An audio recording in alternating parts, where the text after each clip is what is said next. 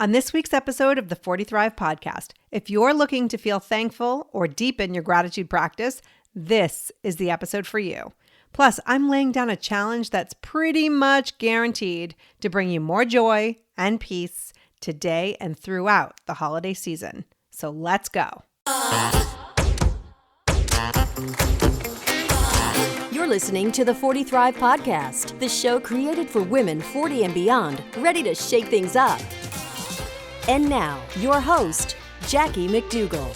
Welcome to another episode of the 40 Thrive podcast. We all know Thanksgiving is that day of the year that even the biggest curmudgeon is able to express his or her thanks. But did you know that it's scientifically proven that expressing gratitude, especially through writing, actually rewires our brain to feel more happiness? It's absolutely 100% true. I'll actually link to some studies in the show notes to prove it. Today, you'll meet writer and podcaster Nancy Davis Kho. She's the host of Midlife Mixtape, another cool podcast for women over 40. And she just so happens to have authored the brand spanking new book, The Thank You Project, Cultivating Happiness One Letter of Gratitude at a Time. It comes out officially on December 3rd, but if you're listening before that, go pre-order and it will arrive on publishing day. What a holiday treat. You deserve it, girl. Nancy chats with me today about the book, what it's done for her life, and how creating your own gratitude practice can be a total game changer. Today's the perfect time to get Nancy's book. So after you listen to the episode, head on over and get Nancy's book today. It is linked right here in the show notes. And before I hop into my interview with her, I want to express a little gratitude myself. Week after week, I record the 40 Thrive podcast with incredible guests who totally rock their expertise and experience. But behind the scenes, I don't do it alone. I want to share a huge thank you to my editor, Joe Chaffee. You are the most patient man in the world, next to my husband, of course. And to Lori Corrales Consulting, who does such an incredible job creating my social media assets and guiding me through the steps. I can't possibly go back to the way it was without you. Thank you, Lori. And to my podcast and life partner in crime, confidant, sometimes editor, and always truth teller, Jeff McDougall. I am so lucky to have your creative brilliance in the studio and your partnership in life. Happy 17th anniversary, baby. And to you, listen, I know you could be doing absolutely anything with your time right now. You've chosen to press play, and it means the world to me. Thank you, thank you, thank you. You are truly the reason I do the show, and I appreciate you more than you could possibly know. Okay, now that I've gushed over all the incredible players in this podcast game, it is time to hear from this week's guest, Nancy Davis Kho. I think you'll love this chat as much as I did. Nancy, welcome to the 40 Thrive podcast. Thank you so much for having me, Jackie. I really appreciate it. Sure. Well, I love not only highlighting women who are serving this demographic, women in midlife, but you caught me because I've worked a million years in promo, and your tagline, the years between being hip and breaking one, I was like, we're best friends. Well, my theory is if you don't laugh at that line, you're not going to enjoy my podcast or my blog anyway. So it's very self-selecting. Right? You're like, you're not my people if that's not funny to you. And I'm comfortable with it, and you should be too. 100%. So tell me, how did you, you're a freelance writer. You've done so much in a variety of spaces. What made you decide that you wanted to focus on this area? Well, it went back to really, it was a formidable encounter with a security guard at a Vampire Weekend concert in 2011 or so. I'm not kidding. I have been a live concert fan my whole life. You know, I used to work in college. I was in my one student club that I did was where they would let you work backstage at the bands that came onto campus. So, you know, and it was the mid 80s. So it was just an amazing, a crew for New Order and Tracy Chapman, all these cool bands. Anyway, oh, that's cool. Yeah. And I always loved live music. I always went to concerts, and I went to a Vampire Weekend show. I guess it was 2013. And the bouncer asked me if I was just there to drop off my kids. And I was like, what?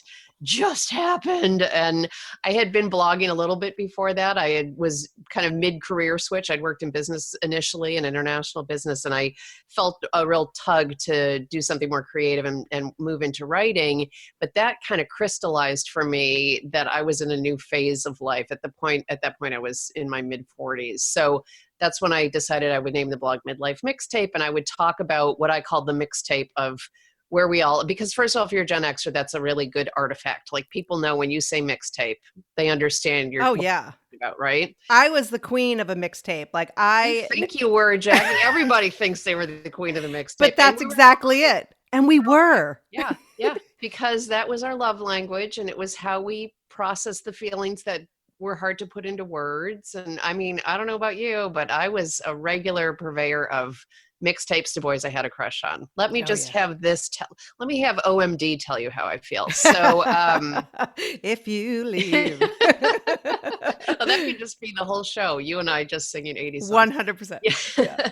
So I just started writing about, and people, this was in the heyday of mom blogging, and I always felt a little weird about that. My kids were older when I started writing, so I was not going to be writing about my two daughters in the way that a lot of people felt free to do with very young kids who were doing it in this space. But I thought it would be interesting to talk about just all those different things that we manage when we're in our years between being hip and breaking one, you know, the aging parents and the kids getting older, and you're trying to sustain relationships with your friends and your loved ones. And so I consider myself a humor writer, and I hope that what I've written there is usually light and entertaining, but there's a lot of poignancy in what we are experiencing, and I try to reflect that too. And it's just been very helpful for me that's how I've figured out this phase as I go, by writing about it. You know, I sometimes don't know how I feel about things until I sit and start trying to crystallize them into a blog post. And then I'm like, oh, that's my opinion. Now I get it. Right. And have you noticed that sometimes you'll look back maybe a couple of years and go, that's not my opinion now at all? I sometimes see progression. Yeah, I can see the stages of the progression of opinion, you know, as we get smarter and older and learn more things. I think I look back more critically at the actual writing, because the more you do something, the better you get at it. So hopefully. So I look back and I'm like, that seems very, you know, that post from 2014, I wouldn't write it the same way today, but this is something that comes up on the Midlife Mixtape podcast all the time. If you don't just give into the fact that you'll be better in 3 years than you are right now, which means that you probably are going to be pretty bad at whatever it is you're starting right now, but you can't get better if you don't start. So it's something I think that's reassuring that comes up a lot of times on my podcast when I talk to guests, is they're glad they finally got off the dime and started something, even if it was imperfect at the time. Yes. And what I get often when I listen to your show is you're way cooler than I am with with your music background. And well, you know, again, everybody thinks that too. Like, everybody thinks everybody else is cooler than them, because I think you're cooler than me. And, you know, I'll take it. Yeah. Let's just agree we're all cool. Yes, we're all cool. But I will listen to it, and you'll be talking about certain concepts that I'm like, yes, yes, yes. So I feel like this is a great opportunity for those of us who do talk to this audience to keep reminding them, because we're saying some of the same things, but we're saying it in our own unique way, right, given our own experiences. Right. Well, I love the name of your podcast, because 40 Thrive, you know, I feel like there's so much coverage given to the idea of midlife being a crisis and everything's terrible. And now I'm old and invisible, and, you know, I've aged out of everything. And I don't see that in people around me. I don't see that in my friends. And if I were a millennial, I would hate that message. I would hate to think that what's coming next is terrible. And believe me, I recognize that there are terrible things about being in this age. I mean, a lot of us have lost parents or loved ones, and it's not easy raising teenagers, and it's a hard time for everybody right now. But I think there are moments of deep joy and satisfaction that we're not messing around with. I mean, I can't even, if I had $1 for every time a guest says, I just don't care what people think of me anymore. I just do what I want to do. And what wouldn't that be a nice thing to tell a 20-year-old instead? Like, not that it's all going to get terrible. You are going to get so self-empowered. You are going to feel so good about your experience and your point of view. And I just feel like anything like your show, what my show tries to do, that puts out a message that it's not something that's awful. There's so many good things. There's so many ways to thrive in this phase of life. So I appreciate the work you're doing to get that message out. Oh, well, thank you. I just think we've been, and it doesn't even matter whether you have kids or not, but like we've been living as women our existence for so many years now to thinking about others and serving others. And Right. it's just such a great time to be like, get your own damn dinner, or I don't have to work until 10 o'clock to prove myself. Like I no longer am trying to prove myself. Right. What a freeing existence that is. Right. And if you are a 30-something, how great to know that that's coming down the pipe. You will get there. That's the thing. When I meet younger people, I'm always trying to slip my card to the millennials. Like, just listen to a couple of these episodes because my guests always have really empowering things to say about that. So I love that. So let's talk about this milestone birthday and what you decided to do. Some people would go out to Vegas and get crazy. You wrote a book. I did. Well, so I was turning 21. I'm only kidding. No, it was my 50th birthday. Let's be honest. I actually tried to not put that number in to the printed materials about the book because I don't want younger people or older people to think you can only do this when you're 50. I think it's a valuable exercise whenever. But yes, end of 2015, I'm a 1966 baby. So I had decided 2016, I'm going to really mark it and make it significant because it's a big deal to hit 50. I think it makes you a little bit reflective. So I decided that, everything's going great for me. My parents are doing well. I've been married to my husband. Back then it was 24 years at that point.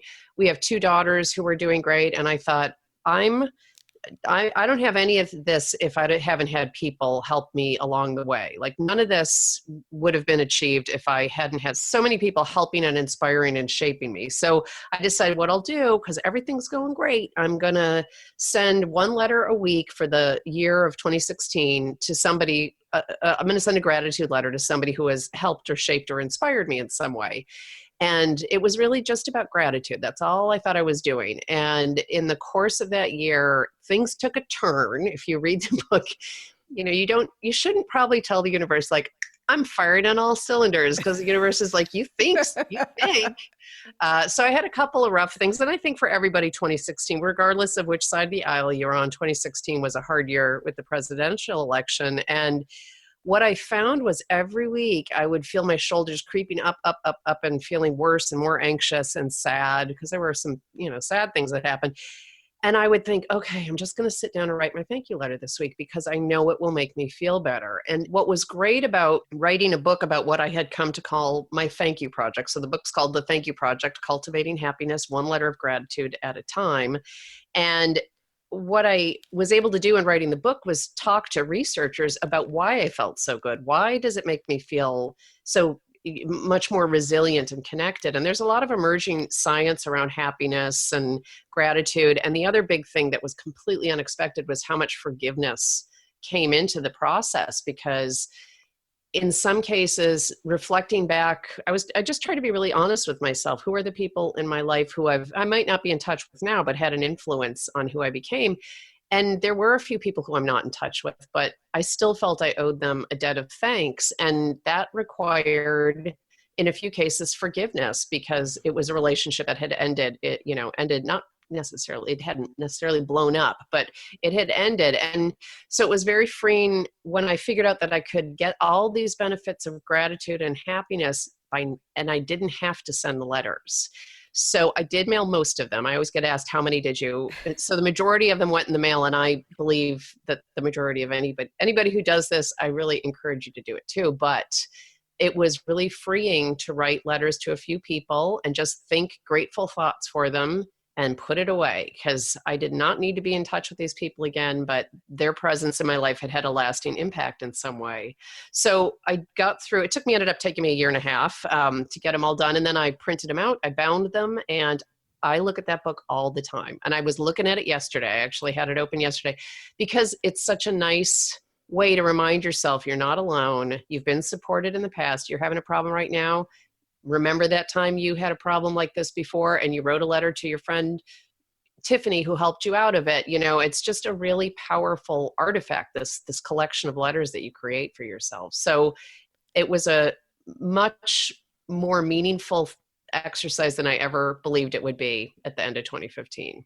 Right. It's absolutely beautiful. And what I love about this most of all is I consider myself a very grateful person. I'm a huge fan of gratitude and being thankful for what you have, and also being thankful for some of the stuff that wasn't so great. Because I am in this moment right now talking with you, doing something that I love to do for a living. I just feel like it hasn't been an easy road, but every single thing has led me to right now. And I think people will go, oh, you're so, Pollyanna, or you put it out there on Facebook like life is perfect. God knows life is not perfect. Like This has been one of the most challenging years of my life. However, gratitude, it makes me feel better physically. It makes me feel better emotionally. Like, what have you learned? Did you consider yourself a grateful person before this project? And what have you learned most from doing it? I was a grateful person before this project. I had a lot to be thankful for, but what changed in doing this is that the gratitude became much more habitual. So to come up with 50 people to write about and to fill a page for each of those people, and I should say, at some point, I just went completely off the rails and I was like, it's not just people who shape me, it's places, it's concepts, it's the live concert industry. So by the end, because it does make you physically feel better, and there's the research is in the book about what the physiological response is and how it changes the wiring of your brain a little bit to give you a bias for happiness. But to come back to that point, just to be able to fill a page with things that you're thankful for somebody forces you to spend, in my case, a week, because I did them once a week. I would just think about that person all week. Just what did my sister do? How has my sister helped me? And just thinking these thoughts about what somebody had done that had positively impacted me became habitual. So, I spent a year, and as I say in the book, I actually, now I still write it. I'm still writing these letters, because they work so well. It just puts you in a habit of looking for the good in people. And I think that is really powerful. And I think it also helps. In my case, I've always had very high standards for my friends. I get disappointed. I've always gotten disappointed easily. Like, this friend didn't come through for me in this situation or this situation.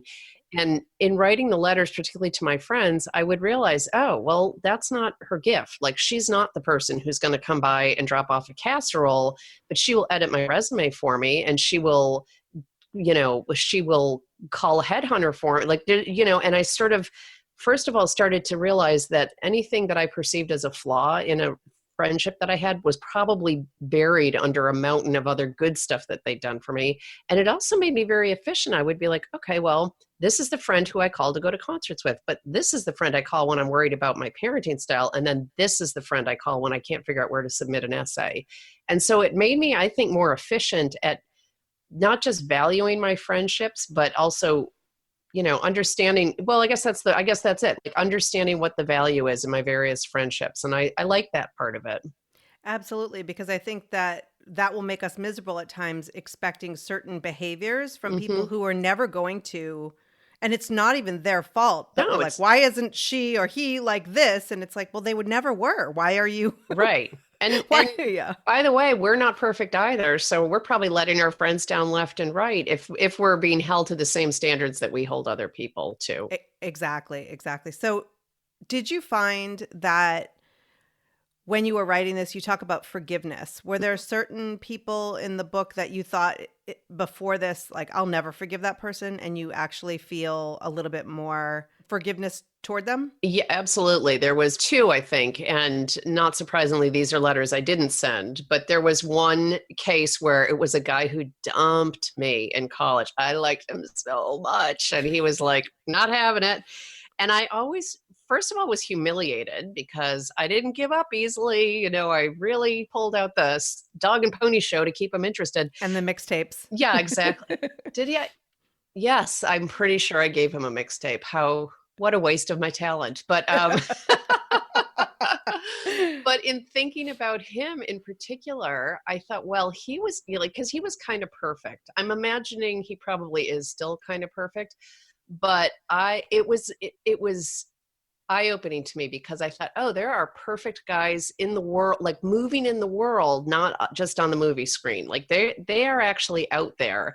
And so I think he helped me raise my standards. I feel like just having known him, I was more discerning when it came to, well, it's not enough for the guy to just like me. Like he actually has to hit a couple of, markers to be a realistic companion. And to so be worthy of you, really. right. And so honestly, when I met my husband, I'm like, oh, bing, bing, bing, bing. He hits all markers and he likes me. Booyah, So that one was a fun one to write because I said I don't think I would have had as high standards if I hadn't known that you were, if I hadn't known you. So that was one that I did not send. He'll read the book. Maybe he'll I doubt it. I doubt it. I think I was out of his brain pan. The minute he was finally able to extricate himself, he was like, that, moving on. Hilarious. If somebody could write you a letter of gratitude about reading this book and what they got from it, what would you want it to say? I have to say, I have been, because it's terrifying to put your work out into the world. This is my third book, but it's my first published book. So come on over to my library of one copy of each of the first two books. So it's a funny period right now because people are reading it who I don't know. And I'm seeing reviews pop up on Amazon from people I don't know who have gotten advanced copies in one way or the other. And it's kind of terrifying, but I have to say there was a review the other day that made me cry. And I kept a screenshot of it because this says exactly what I want people to get out of it. Of course, I've shut my phone off, so that's going to be difficult to do. But what the person said basically was that they appreciated that that they'd read a lot of books about gratitude and it was always like this energetic, look forward, like say thank you, blah, blah, blah kind of a book. And he or she felt that this one was more introspective and reflective. And in particular, you don't even have to write the letters. And I say this throughout the book. This is, even if you never put pen to paper, just thinking these thoughts about people who can give you the benefits of gratitude neurologically and physiologically, but and in particular can help retrain your brain to focus on positive things. So this person said, I feel like this is the first time I can approach gratitude in an authentic way that feels genuine to me. And I'm like, that's it.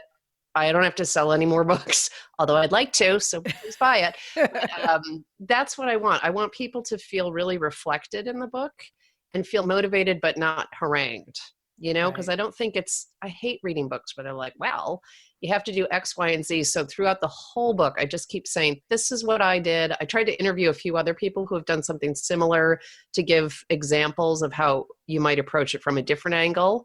But really, I just want people to feel motivated to think about what are the things in their lives to be grateful for, because I think just doing that, you're already feeling better than you were 20 minutes ago before you did that. Absolutely. And I challenge my listeners to put pen to paper and not necessarily type it out, but I love that pen to paper feel. I don't care if it's a paragraph. Just choose someone or something, a place, a moment. Just writing a little bit of gratitude down it's just transforming. One of the pieces of research that I loved was how impactful that paragraph can be on the person who gets it. So these social scientists did a study trying to assess the impact of gratitude letters on the recipients. And they found out that the writers of the letters consistently overestimated how awkward it would feel, underestimated how positive their recipients would feel, and underestimated how much it would kind of strengthen the relationship. And so in my early rounds of editing, I had a few people read it who said, weren't you ever uncomfortable? Didn't you feel like somebody was going to get a letter and say, who is this? What do you mean I changed your life? I don't even remember. I don't even know who you are. And I'm a very gregarious, talkative, optimistic person. I don't know if that's come through in the podcast so far, but I was like, no, it never occurred to me. Maybe I should have. But then I talked to all these other people who I include in the book about their own experience writing the letters. And first of all, as I say, you don't have to send the letter. If you think it's going to make you feel uncomfortable, that's a good one to not send. But in every single case that I had, and in all these other people I talked to, it was positive. The recipient was so happy. And, in my case, some people wrote me back. Some people just gave me a hug. I got a text, something like that. It was a real range of responses, but nobody was mad that I wrote them a thank you letter. And I have a few friends who tell me that they keep it in their nightstand or they pull it out and reread it. And I mean, I wrote these letters now 3-4 years ago. Somebody told me this week that she still looks at the letter I sent her. And I just think at a time when people are so isolated, we're all connected all the time and yet nobody's talking to each other. Yeah. And to have this physical artifact of a letter versus an email or a text, a letter that spells it all out, why you are valued in somebody else's life. I mean, what a freaking gift to give somebody. That is like armor. That is really a helpful way to move through the world. Right. And I think at a time where we're all expressing, or many of us are expressing our opinions 24/7, Right. On a computer or in some form that's really not productive. I mean, this whole idea is making a huge impact on my heart because I know that there are things in my life that I've been through that I'm actually looking forward to writing these people a letter. Whether I mail it or not is a whole other story. Right. It doesn't matter. It's just the energy that we're, to get a little woo-woo, like the more grateful energy we can put out in the world, whether it's like received by someone or not, right, the better off we all are. And I love that you're doing this. As I said to the guy who dumped me in the letter that I didn't send him, you're never going to know I wrote this, but maybe you'll get a really good parking spot today. It's just karma. I think it's a real thing. Perfect. So before I let you go, Nancy, I ask all of my guests, what does it mean to you to 40 thrive? Well, I have to look backward now because I'm 50 thriving. But as you know, and as everybody who listens knows, 40s for me, it's not about being in your 40s. It's about 40 being the beginning. Yeah. It's like birth. It's like, I remember when my mother turned 40 and my dad threw her a party and it was like, life begins at 40, all of the, right, all the party favors. And I was like, that is so stupid. And now I'm like, yes, it does. Yeah. I really, looking back from now, I would say my 30s were the hardest decade. I think 40 is when it did start getting much more meaningful. I think the biggest thing that helps me 40 thrive is relationships. I think really nurturing the relationships I have with my husband and my kids, my siblings, my mom, and definitely with my friends. I live in California. My whole family is in New York State. I've got one girl down by you in college. I've got one girl across the country in college. So in particular, my girlfriends here are my family because they're right here. I'm really tight with my siblings. I talk to my New York family all the time, but my girls are starting their independent lives. We're empty nesters now as of 2 months ago. And they're going off and doing their things, which is exactly what they should be doing. And so this is a time to really appreciate what my girlfriends do in my life and make time for them. And it's, one of the letters I wrote, that was one of my realizations about my friend Dawn, is that I have learned from her about making time, because it's not enough to just say like, oh, she's my friend and I can send her a text once in a while. Dawn says, I'm coming over with my dog. I'm walking by your house. I'm just going to stop in and say hello, or let's go to coffee, or let's go do this.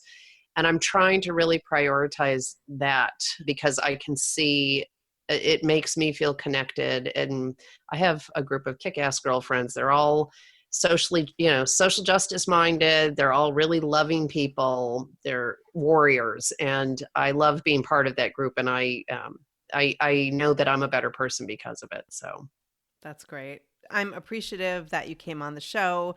I will absolutely link, obviously, to the book in the show notes. Everyone needs to go out. By the way, I should say this. If anybody is listening to this on December 5th and you're in the Bay Area, I will be DJing at the Cat Club on Folsom Street. I will be signing books when I'm not DJing, but that was something I started doing in my 50s. I started DJing at this 80s alternative nightclub. So come on up, Jackie. Oh my gosh. Drive up. I'm on my way.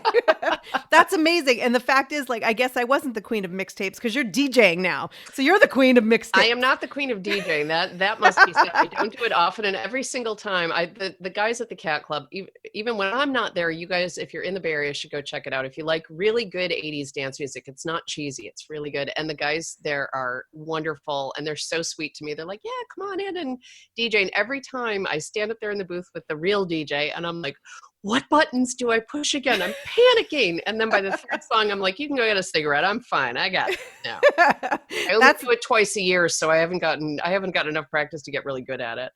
But that's perfect. A perfect example of women over 40 and in our 40s and 50s, 60s is that like we may not know how to do something, but just show us how, and then leave us alone. Exactly. Don't need a lot of mansplaining, just a little mansplaining right in the beginning. Mini mansplaining. Mini mansplaining. David's so cool. He does it in a respectful way. So December 5th, I'll be there with my Sharpie. Come bring your book. Awesome. So get the book. And also I invite you, Nancy, to come into our 40 Thrive Facebook group because I am laying down a challenge as far as this thank you project. And I just want to continue the momentum of this feeling, especially now that we're in the holiday season. It's like, what a great opportunity to step away from all that craziness, right? And just realign and ground yourself with a little bit of gratitude. That's great. I will join it as soon as I fire the computer back up. Awesome. Thank you. Great talking with you, Jackie. Thank you so much.